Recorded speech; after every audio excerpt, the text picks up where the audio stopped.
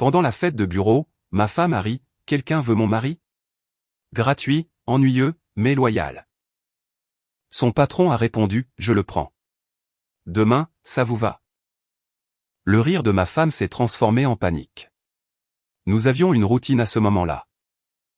Pas le genre dont les couples se vantent.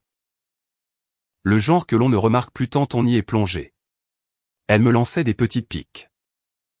Dans la cuisine, dans la voiture, chez sa sœur lors des dîners du dimanche, jamais seule, cependant. Toujours avec un public. Cette partie était délibérée. Elle avait besoin de témoins. Des gens qui souriaient nerveusement ou riaient avec elle pour qu'elle puisse se dire que c'était juste une blague, et que j'étais trop sensible si je ripostais. J'étais électricien depuis 11 ans. Bon dans mon travail. Un emploi stable, un salaire décent pour Pittsburgh. Suffisant pour couvrir le loyer de notre logement à Crafton et il restait même quelque chose. Elle travaillait chez Meridian Insurance, en centre-ville. Elle y montait en grade depuis environ 4 ans. Ce travail était important pour elle d'une manière qui commençait à déborder sur tout le reste. Y compris la façon dont elle me traitait quand elle se sentait suffisamment à l'aise pour baisser sa garde. Les piques étaient devenues plus dures ces derniers mois, plus fréquentes, plus acérées. Elle se reprenait une fraction de seconde après et souriait comme si de rien n'était. Mais les mots étaient déjà lâchés. J'avais cessé de les laisser passer. Chaque fois qu'elle en lançait une, j'en relançais une. Plus dure, meilleure, plus propre. Elle n'aimait pas ça. Elle s'attendait à ce que je l'absorbe. Quand je ne le faisais pas, elle devenait silencieuse et froide pendant une journée. Puis agissait comme si rien ne s'était passé. Ce vendredi soir-là, elle a mentionné l'événement de l'entreprise. Le rassemblement annuel d'automne de Meridian, qui avait lieu dans un lieu du centre-ville. Elle avait prévu d'amener son amie de lycée, une femme nommée Josie. Josie lui a envoyé un message 1 heure avant que nous devions partir, problème d'estomac. Elle ne pouvait pas venir. Elle se tenait dans le couloir avec son téléphone à la main, déjà habillée. Et me regardait de la manière dont les gens regardent un dernier recours. « Tu veux venir ?» J'étais en train de refaire le câblage de mon acoustique dans le salon. Je l'ai posé. Bien sûr. Elle n'avait pas l'air ravie, ce qui aurait dû me mettre la puce à l'oreille. Le lieu était un entrepôt converti sur Penn Avenue. Briques apparentes, au plafond, bar ouvert. Ses collègues remplissaient la pièce par groupe. Elle m'a présenté à quelques-uns d'entre eux. Le genre d'introduction rapide où les noms ne restent pas. J'ai pris un coca et j'ai longé le bord de la pièce tandis qu'elle se dirigeait vers son monde. Cela a commencé doucement. Elle avait bu 3 verres à 20 heures, ce qui a détendu tout ce qui était habituellement géré. Un groupe s'était formé près du bar. 4 ou 5 de ses collègues, quelques-uns de leurs partenaires. Elle était au centre, ce qu'elle aimait. Je me suis approché et j'ai attrapé la fin de quelque chose qu'elle disait sur le week-end. Elle m'a jeté un coup d'œil, puis est revenue vers le groupe et a adopté ce registre. Celui que j'avais appris à reconnaître immédiatement. Il essaie, je lui concède, a-t-elle dit en souriant. Samedi dernier, il a passé 45 minutes à essayer de réparer le robinet de la cuisine. Il m'a appelé pour me le montrer. Il fuyait toujours. Léger rire du groupe. J'ai gardé une expression impassible.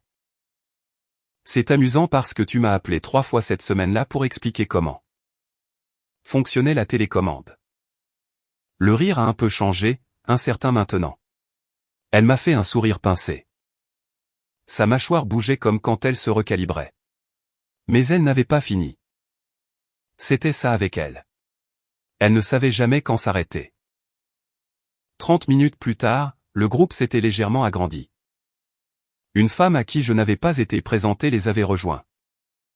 Elle se tenait légèrement à l'écart des autres, verre à la main. Observant la conversation comme quelqu'un qui écoute plus qu'il ne participe. Plus tard, j'apprendrai qu'elle s'appelait Vera Stone. Elle était la superviseure directe de ma femme chez Meridian. Ma femme tournait le dos à Vera et montait en puissance. Je le voyais à la façon dont elle préparait la pièce. Établissant un contact visuel avec les gens qui avaient ri avant de les attirer. Honnêtement, a-t-elle dit assez fort pour être entendue, si quelqu'un veut un mari, gratuitement. Je le donne pratiquement. Elle a fait un geste vers moi avec son verre, en riant. Ennuyeux, mais loyal, comme un golden retriever qui ne trouve pas la friandise que tu as jetée. Quelques personnes ont ri, d'autres non. Je ne l'ai pas regardé. J'ai regardé le groupe, un visage à la fois, assez lentement pour que les gens le remarquent. Puis j'ai dit. Attention à votre argumentaire de vente. Vous vous décrivez comme l'ancien propriétaire. Cela va apparaître dans l'annonce. La femme qui se tenait légèrement à l'écart, Vera, n'a pas ri. Elle a légèrement incliné la tête et m'a regardé avec une expression que je ne pouvais pas encore tout à fait déchiffrer. Le sourire de ma femme s'était figé sur les bords. La nuit n'était pas finie. Personne n'est intervenu. C'était la partie dont les gens ne parlent pas. La façon dont tout un groupe d'adultes reste là et laisse quelque chose se produire parce que personne ne veut être celui qui réagit en premier. Elle souriait toujours, travaillant la pièce avec cette version d'elle-même. Qu'elle réservait aux moments comme celui-ci. Celle qui jouait l'innocence. Celle qui avait besoin que le rire fonctionne pour qu'elle puisse avoir l'impression d'avoir gagné quelque chose. Je suis sérieuse, a-t-elle dit, redoublant d'efforts. Que quelqu'un le prenne. Il fait la vaisselle, sort les poubelles. C'est en gros tout le CV. Plus de rire nerveux. Quelques personnes avaient cessé de participer et regardaient leur boisson. Je les regardais avec le genre de calme qui n'est pas amical. Tu as oublié électricien, ai-je dit. Licencié et assuré. Compétence à $20 de l'heure selon toi. Mais c'est drôle comme tu m'appelles vite quand quelque chose ne marche plus. Elle a ri, mais c'était un rire plus court cette fois. C'est alors que Vera a parlé. Elle n'avait pas bougé de sa place au bord du groupe. Elle avait toujours son verre à la main. Même expression mesurée. Elle ne jouait rien. Elle l'a juste dit directement et sans précipitation, d'un ton qui a fait taire tout le cercle. Je le prends. Demain, ça vous va? 3 secondes de silence complet. Ma femme s'est tournée. Elle n'avait pas réalisé que Vera était là avant ce moment.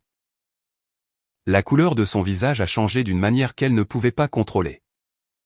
Sa bouche s'est ouverte. Puis elle a forcé un rire et a essayé de reprendre le contrôle. Oh, Vera.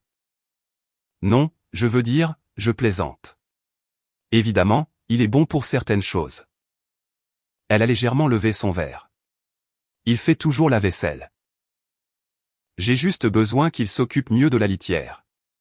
Vera n'a pas souri. Elle l'a regardé un instant, puis m'a regardé. On dirait qu'il a déjà beaucoup géré, en fait. Le cercle était devenu très immobile. 3 personnes ont trouvé des raisons de détourner le regard. Un de ses collègues, un gars nommé Andrew, qui avait ri le plus fort plus tôt, avait les yeux fixés sur le sol. Ma femme a essayé une fois de plus. Une dernière tentative pour le retourner pour le rendre léger à nouveau. Eh bien, je suppose que j'ai encore besoin de lui. Il fait bien la vaisselle et sort les poubelles comme personne. Elle a ri, mais s'est sortie avec un demi-temps de retard. Vera a légèrement incliné son verre. À ce stade, je dirais qu'il mérite un bon massage plus qu'une autre liste de tâches. Je donne un très bon massage, il l'apprécierait, je pense. Pas de rire, rien. Juste le bruit ambiant du reste de la fête qui continuait de l'autre côté de la pièce. Indifférente à ce qui se passait dans ce coin-là. Ma femme est restée là avec son verre et nulle part où aller. La blague avait complètement tourné et elle était du mauvais côté, devant ses collègues. Devant sa superviseure, sans plus aucune option. Cela n'a pas aggravé les choses. J'ai regardé Vera. Elle me regardait déjà. J'ai dit, j'apprécie l'offre. Cela fait quelques mois difficiles. Vera a hoché la tête une fois comme si cela confirmait quelque chose qu'elle avait déjà compris. Ma femme a posé son verre sur la surface la plus proche et a sorti son téléphone. Je pouvais voir son sang-froid s'effriter sur les bords. Mâchoire serrée, yeux rapides. Elle a tapé quelque chose, puis m'a regardé avec une expression que j'avais déjà vue. Celle qui disait « Nous allons avoir une conversation à ce sujet ». J'en avais marre de ces conversations. Je l'ai regardé droit dans les yeux. « Ne fais pas ça », ai-je dit. « Pas ici. Nulle part. J'en ai assez. Excusez-moi. Tu m'as bien entendu. Tout ça. J'en ai assez. Nous pourrons parler de la logistique plus tard, mais la réponse ne changera pas. » Elle s'est approchée, baissant la voix. « Tu ne peux pas être sérieux là. Tu fais ça ici à cause d'une blague. Ce n'était pas une blague. Tu sais que ce n'était pas une blague. Tu fais ça depuis des mois, et ce soir tu l'as fait devant ta patronne. » J'ai gardé ma voix calme. Ce n'est pas ma faute. Elle est restée là pendant 2 secondes, puis s'est retournée et s'est dirigée vers la sortie. Téléphone déjà à l'oreille. Je l'ai entendu demander à quelqu'un nommé Léa de la raccompagner. Je suis resté où j'étais. Vera était toujours là. « Désolé que tu aies dû voir ça », ai-je dit. « Je le regarde se produire depuis environ 40 minutes, a-t-elle dit.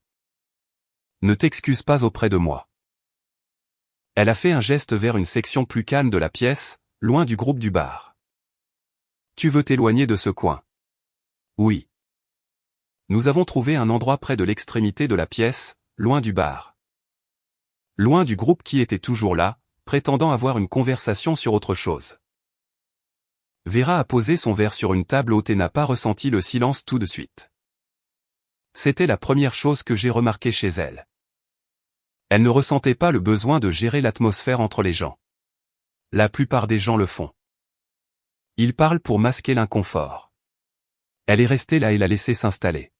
« Combien de temps ?» a-t-elle dit après un moment. « Mariée depuis des années.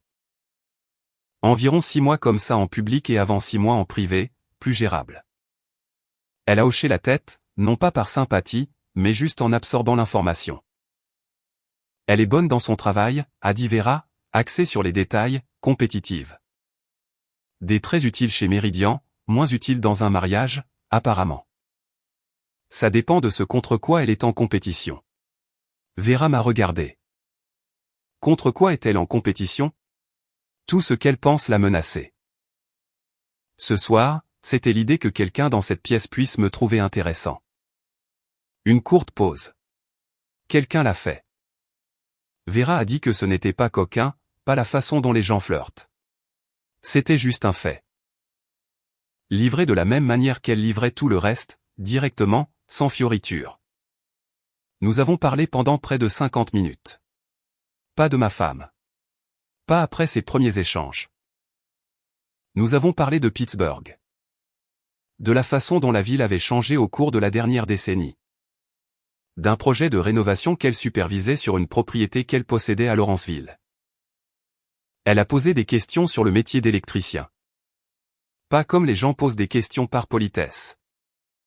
Mais comme les gens demandent quand ils veulent vraiment savoir. Elle avait des questions spécifiques, les processus de permis. La différence entre le travail résidentiel et commercial, à quoi ressemblait le parcours de licence. Elle était vive, organisée dans sa pensée. Elle faisait un point, puis laissait de la place pour le suivant au lieu de tout empiler. À un moment donné, j'ai réalisé que j'étais là depuis près d'1 heure et que je n'avais pas pensé à ce qui m'attendait. À la maison. Vers 22h30, j'ai dit que je devais y aller.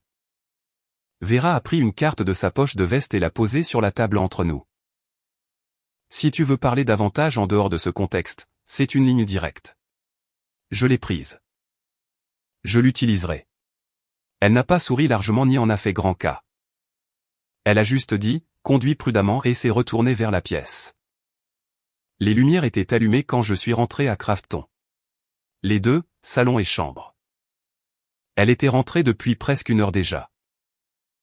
Je suis entré par la porte d'entrée et elle était sur le canapé, les bras croisés.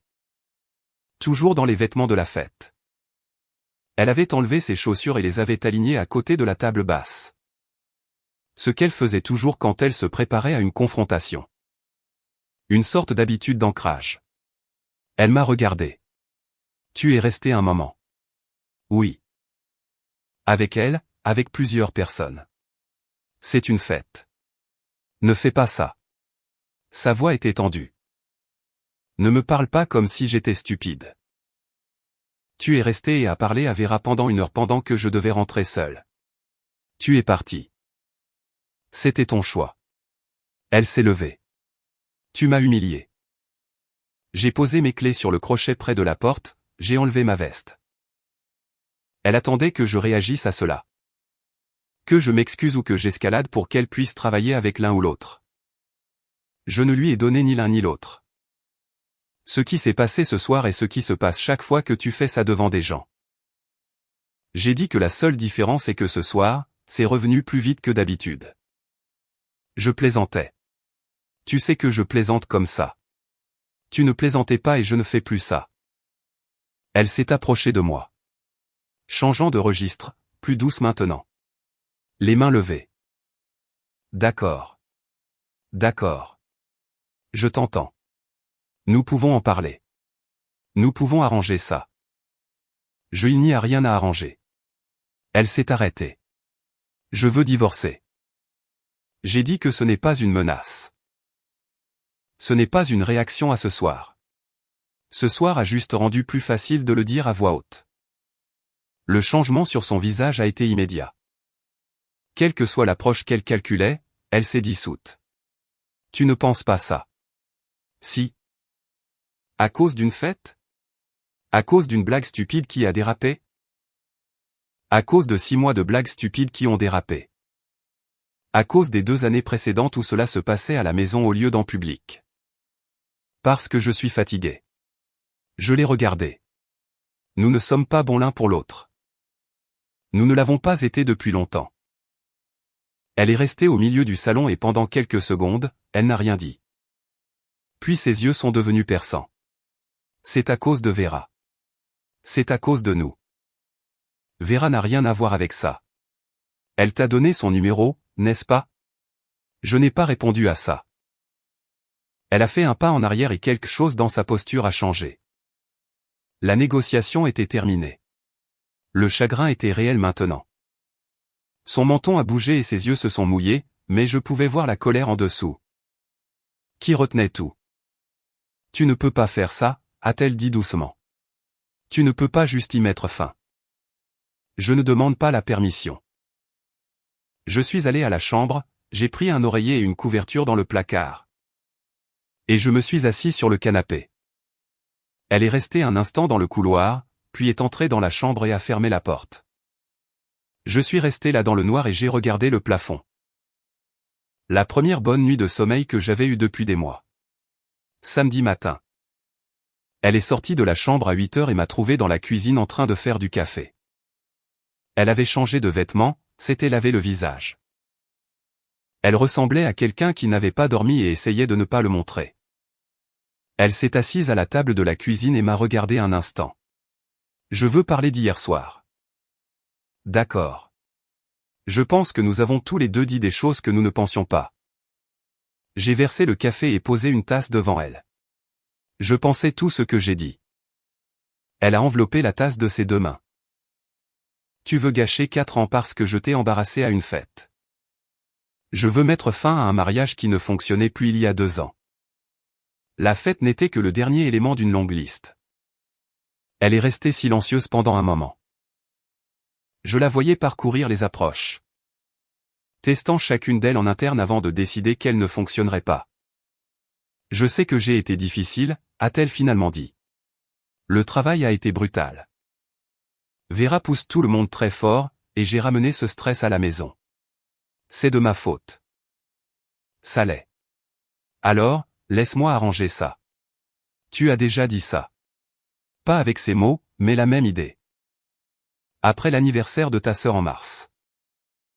Après le truc au barbecue de ton collègue Brandon en juillet, les 2 fois. C'était bien pendant 2 semaines et puis nous étions de retour au même point. Elle a regardé la table. C'est différent. Non. Comment sais-tu cela? Parce que tu n'es pas fâché de m'avoir blessé. Tu es fâché que cela se soit passé devant des gens qui comptent pour ta carrière. J'ai gardé ma voix égale. C'est un problème différent de celui que tu décris. Elle m'a regardé et pendant une seconde, j'ai pensé qu'elle allait le nier. Au lieu de cela, elle a simplement maintenu le contact visuel et je pouvais voir la reconnaissance là-dedans. Brève, inconfortable, rapidement dissimulée. Alors, c'est ça, a-t-elle dit. C'est ça. Elle s'est repoussée de la table et est retournée à la chambre. La porte n'a pas claqué. C'était presque pire d'une certaine manière. Quand elle se taisait au lieu de crier, cela signifiait qu'elle passait à une stratégie plus longue. J'ai appelé un ami à moi nommé Vincent Sawyer cet après-midi-là. Nous avions grandi à 3 rues l'un de l'autre à Brooklyn. Travaillé le même programme d'apprentissage. Il avait une chambre d'amis chez lui à Beachview et l'avait déjà offerte quand les choses allaient mal, comme le font les bons amis, sans en faire tout un plat. J'ai demandé si l'offre tenait toujours. Il a dit, viens quand tu veux. J'ai fait une valise ce soir-là. Vêtements de travail, outils, l'acoustique, l'essentiel, j'ai tout laissé le reste. Elle était dans la chambre, la porte fermée, quand j'ai porté la valise à la porte d'entrée. J'ai frappé 2 fois. Je vais chez Vincent un moment. Nous pourrons régler la logistique avec un avocat quand tu seras prête. Silence. Alors tu pars vraiment? Oui, juste comme ça. Ce n'est pas juste comme ça. Cela faisait longtemps que ça couve et nous le savons tous les deux. Une autre pause. Puis la porte s'est ouverte. Elle s'est tenue là, les bras croisés, et a regardé ma valise, puis moi. Si tu sors par cette porte, je ne te courrai pas après. Je sais. Je suis sérieuse. Ne reviens pas en t'attendant à ce que je t'attende. Je ne le ferai pas. Elle est restée dans l'embrasure de la porte pendant que je prenais la valise et marchais vers la porte d'entrée. Je pense qu'une partie d'elle s'attendait à ce que je m'arrête, que je me retourne. Que je lui donne quelque chose à travailler. J'ai ouvert la porte, suis sorti et l'ai refermée derrière moi. L'air extérieur était froid et propre, comme à Pittsburgh en octobre. J'ai mis la valise à l'arrière de mon camion et je me suis assis sur le siège conducteur pendant 1 minute, sans hésiter, juste en m'y asseyant. Puis j'ai quitté l'allée et j'ai roulé vers Beachview. Le lundi suivant, j'ai appelé un avocat nommé Monsieur Harmon.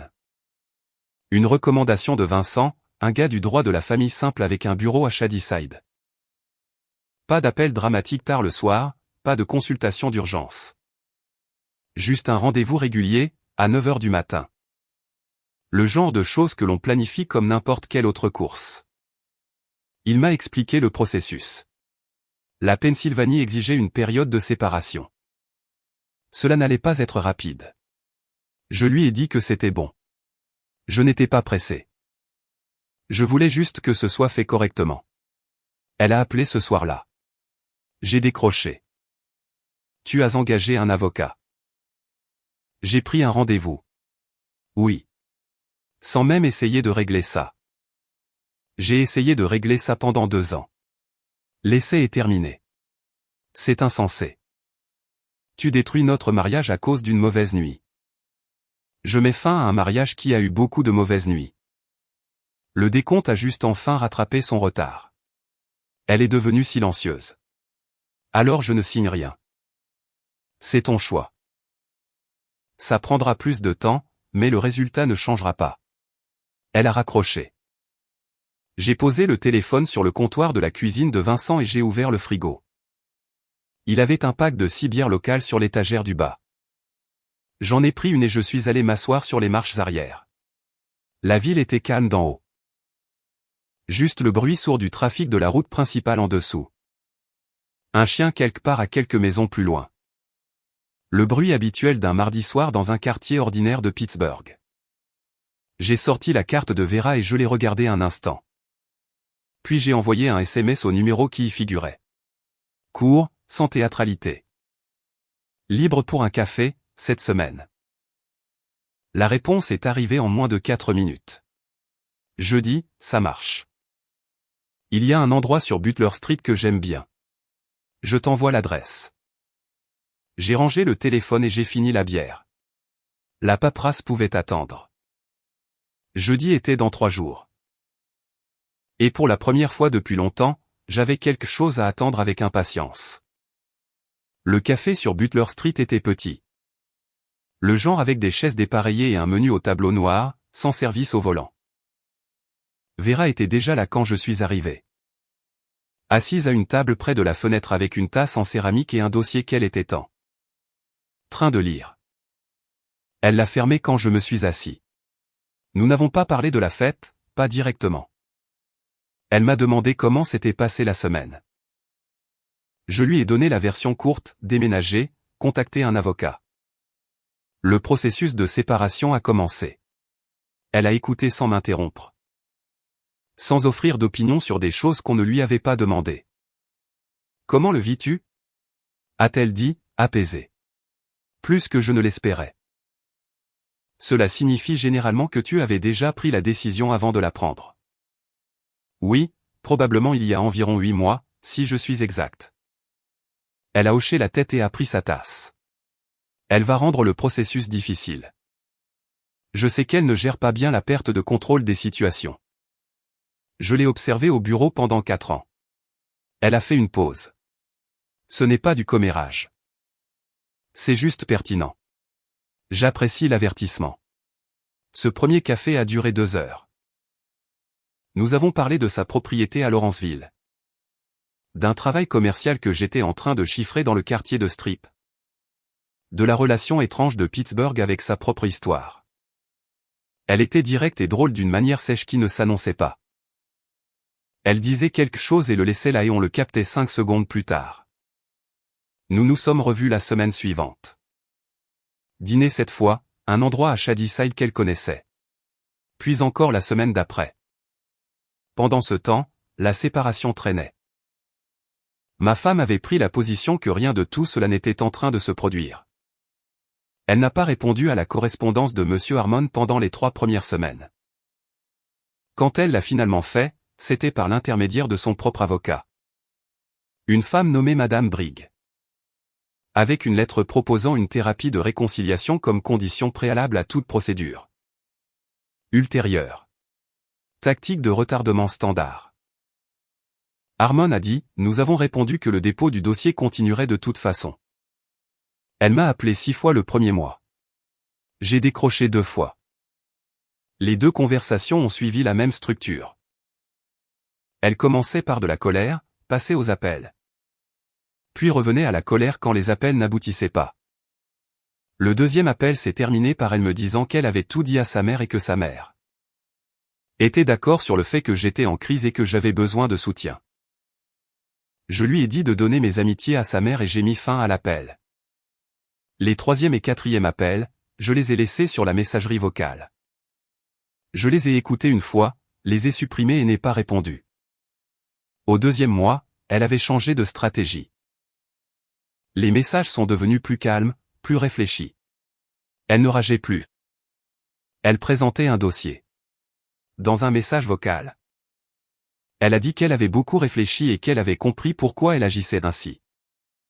Elle avait eu peur, a-t-elle dit. Peur que j'ai dépassé le mariage sans le lui dire. Les blagues publiques étaient un moyen de me rabaisser avant que je ne puisse la rabaisser en premier. C'était la chose la plus lucide qu'elle ait dite en 4 ans de mariage. Je l'ai écoutée 2 fois. Puis j'ai appelé Harmon et lui ai dit de continuer. Comprendre pourquoi on a fait quelque chose ne l'annule pas. Ce n'est pas de la cruauté. C'est juste comme ça que fonctionne la comptabilité. Vera et moi nous voyons depuis environ 6 semaines quand elle a abordé le sujet simplement. La façon dont elle gérait tout. Je veux être clair sur ce que c'est. A-t-elle dit. Nous étions chez elle à Lawrenceville. Une maison en rangée rénovée, des lignes épurées. Des bibliothèques qui contenaient réellement des livres. Ne pas le définir prématurément, juste pour que nous opérions avec les mêmes informations. Vas-y. Je ne suis pas intéressé par quelque chose de désinvolte. Je ne suis pas non plus intéressé par la précipitation. Ces 2 choses peuvent coexister. Elles ne peuvent pas, ai-je dit. Je ne pars nulle part. Elle m'a regardé un instant. Elle finira par le découvrir, probablement plus tôt que tu ne le penses. Meridian n'est pas une grande entreprise. Je sais que quand elle le fera, ce sera difficile au travail pour elle, pas pour moi. Je veux que tu le comprennes. Je ne vais pas gérer ma vie en fonction de sa réaction. Je ne te le demanderai pas. Elle a pris son verre de vin. Bien. C'était la conversation. Pas de drame, pas de conditions, pas de négociation. Juste deux adultes décidant d'être honnêtes l'un avec l'autre sur ce qu'ils voulaient. Ce fut l'échange le plus fonctionnel que j'ai eu avec une femme depuis des années. Le divorce a été prononcé un mercredi fin février. 7 mois après que j'ai quitté la maison de Crafton avec un sac et ma guitare. Harmon m'a appelé à midi. J'étais sur un chantier du côté nord en train de passer des conduits au plafond. Je suis sorti, j'ai pris l'appel. J'ai dit merci et je suis retourné à l'intérieur pour finir le travail. Ce soir-là, Vera a ouvert une bouteille de vin qu'elle avait gardée. Rien de cher, juste quelque chose qu'elle aimait. Nous nous sommes assis dans sa cuisine et elle a cuisiné et nous avons parlé d'un voyage qu'elle voulait faire sur la côte au printemps et si je pourrais prendre une semaine de congé entre deux. Emploi. Soirée normale, délibérément normale. C'était le but. La maison de Crafton avait été vendue dans le cadre du règlement. Elle avait emménagé dans un appartement d'une chambre à Mount Lebanon. Plus près des bureaux de Meridian en centre-ville. Elle était toujours à l'entreprise, toujours sous la direction de Vera. Cette partie n'avait pas été discutée ouvertement entre Vera et moi. Elle n'avait pas besoin de l'être. Nous comprenions tous les deux la géométrie de la situation. Le voyage de printemps a eu lieu, une semaine sur la côte de l'Oregon. Une maison louée à 20 minutes de Cannon Beach. J'ai apporté l'acoustique et j'ai joué sur la terrasse arrière le soir pendant qu'elle lisait. Aucun de nous n'avait besoin de remplir tous les silences. C'étaient les premières vacances que je prenais en 3 ans qui en semblaient vraiment être. J'ai emménagé chez Vera à Lawrenceville le premier samedi de mars. 3 semaines après la finalisation du divorce. Ce n'était pas une grande production. J'avais le camion de Vincent, de chargement, et en début d'après-midi. Tout ce qui était à moi était à l'intérieur. Outils au sous-sol, vêtements dans le placard qu'elle avait vidé. Guitare sur un support dans le coin du salon où la lumière entrait bien le matin. Elle avait fait de la place sans en faire tout un plat. Nous avons commandé dans un restaurant thaïlandais sur Butler Street ce soir-là et avons mangé à la table de la cuisine, et c'était tout. Pas de cérémonie, pas de discours, juste 2 personnes dînant chez elle. Le premier lundi de retour chez Meridian après le voyage en Oregon. Vera est entrée au bureau de la même manière qu'elle le faisait toujours. Ce n'était pas une personne qui ajustait son comportement en fonction de qui la regardait ou de ceux qu'il savait. Elle n'a rien annoncé, n'en a pas parlé lors d'une réunion. N'a pas envoyé de mail à l'échelle de l'entreprise. Elle a simplement continué à être la personne qu'elle était. Ce qui incluait le fait qu'elle était en couple avec l'ex-mari de son ancien employé. Le bureau l'a découvert comme les bureaux le découvrent toujours. Progressivement, puis d'un coup, son assistant, un jeune homme nommé Ridodom, l'a compris en premier. Il avait vu l'agenda de Vera. Remarqué une réservation de dîner récurrente sous un nom qu'il reconnaissait de la liste des invités. De l'événement de l'année précédente. Il en a parlé à quelqu'un, cette personne en a parlé à quelqu'un d'autre. En 2 semaines, l'information avait fait le tour complet de l'étage de Meridian. Elle l'a découvert un mardi matin. Une collègue nommée Sydney l'a prise à part près de la salle de photocopie et le lui a dit. Pensant probablement lui rendre service. D'après les récits qui ont filtré plus tard, elle est restée là un long moment, sans rien dire. Puis elle est allée à son bureau, s'est assise et n'a parlé à personne le reste de la matinée. Elle n'avait nulle part où mettre sa colère. C'était ça le problème. Il n'y avait pas de cible pour la colère qui la rendrait raisonnable. Vera était sa patronne. Faire une scène au travail n'était pas une option qu'elle pouvait se permettre. Démissionner n'était pas une option qu'elle pouvait se permettre. Le transfert de département nécessitait l'approbation de Vera. Elle était dans une situation sans bonne issue. Alors, elle est restée.